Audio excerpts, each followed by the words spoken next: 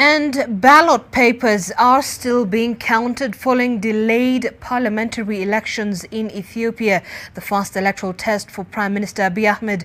Results are not expected for several days as ballots are counted in the vast nation of 110 million people. Vote counting was underway following elections in Ethiopia that went ahead without polling in the war-torn North and Tigray region. Some 38 million people were registered to vote, but many did not cast a ballot on Monday, with elections postponed or cancelled in a fifth of national constituencies because of war, insecurity and logistical problems. We feel like it was a very impressive turnout, and then somehow it also made us feel like we have worked so hard regarding voter education or voter information that voters know it was an election day and they went out to vote, and it also somehow reflects their trust. The Prime Minister has nonetheless declared Monday a historic day for Ethiopia. Ahmed's newly formed Prosperity Party is seen as the frontrunner in a crowded field of candidates, mostly from smaller, ethnically based parties.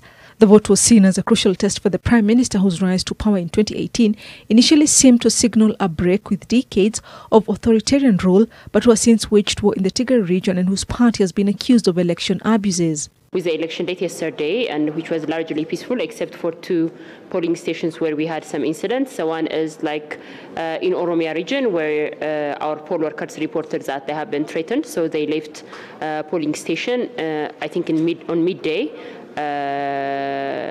and that was it. And the other incident was like in Amhara region, where individuals who were on the line were like fighting to each other. So polling was disrupted for some time.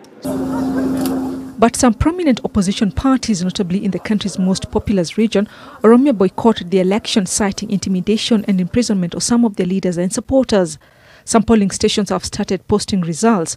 Preliminary results are expected within 5 days and final ones within 2 weeks.